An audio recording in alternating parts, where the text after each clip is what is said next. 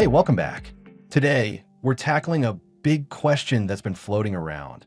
Is Trump planning a recession? Now, I know that sounds like a loaded question, but stick with me because there's a lot to break down here. Whether you're worried about your job, your savings, or just trying to figure out what's going on with the economy, this is something you'll want to understand. So the stock market has been swinging like crazy. Inflation is still a concern, and tariffs are back in the spotlight. Some people are wondering if this is all part of strategy or if we're heading toward an economic downturn that no one's fully prepared for. Trump himself has been shifting his tone lately, going from bold promises of economic prosperity to telling Americans to be patient. So what's really going on? Is this just temporary turbulence? Or are we staring down something bigger? Stay with me, because we're going to break it all down and get to the truth of what this means for you. And before we get started, if you want to stay informed about what's happening with your money, make sure to subscribe. I cover everything from inflation to investing, breaking it down in a way that actually makes sense. So, let's start with what's happening right now. Recently, Trump has been making some aggressive moves on trade, particularly with tariffs. If you don't know, tariffs are basically taxes on imported goods, which means they make foreign products more expensive. The idea behind them is to encourage Americans to buy more US-made products, boosting domestic industries. But here's the problem. Tariffs also make everyday items more expensive for consumers and businesses. And when costs go up across the board, companies might slow down hiring, cut jobs, or even raise their own prices to make up for it. And that's exactly what we're starting to see.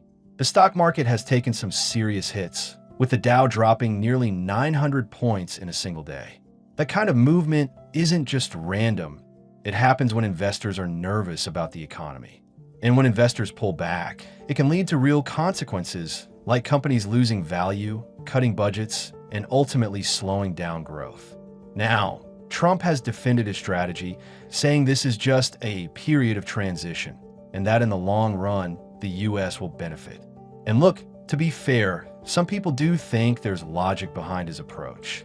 The idea is that by making it harder for foreign companies to compete in the US, American industries will step up and take over. But history shows that tariffs usually don't work that way. Instead of forcing companies to manufacture in the US, businesses often just pass the higher costs on to consumers. And that means inflation stays higher for longer, which is the last thing anyone wants right now. What's more, Trump's messaging around the economy has noticeably changed. Early on, he constantly pointed to the stock market as proof of success. But lately, he's been downplaying market performance and telling Americans not to worry about short-term fluctuations. That shift in tone has a lot of people wondering, does he know something we don't? And investors are picking up on this.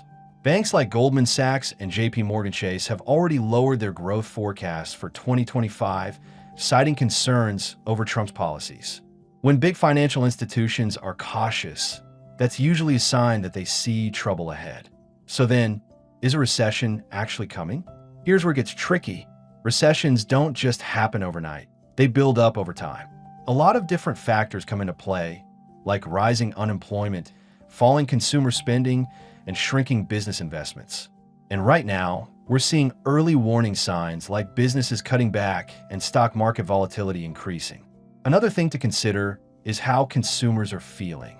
The Federal Reserve Bank of New York recently reported that Americans' concerns about their financial situation are at the highest level since 2023. That's a huge deal because when people are worried about money, they spend less. And when spending slows down, businesses make less money, which can lead to layoffs. It's a chain reaction that can spiral into a full-blown economic downturn. And next, there's inflation.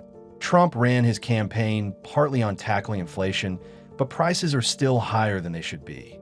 The Federal Reserve has been hesitant to cut interest rates because if they do it too soon, it could make inflation worse.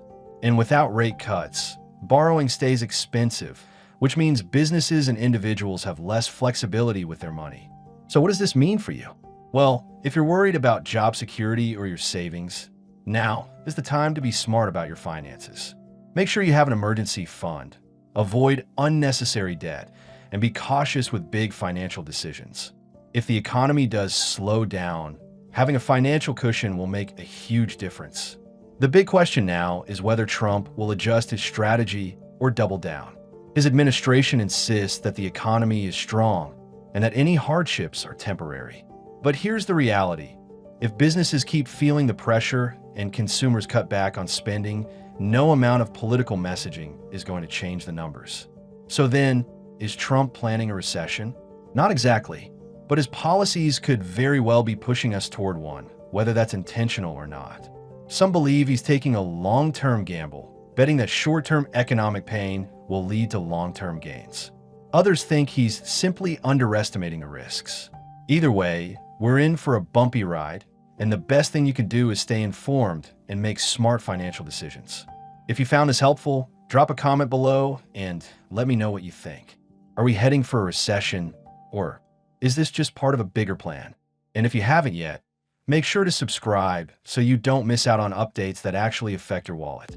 Thanks for watching, and I'll see you in the next one.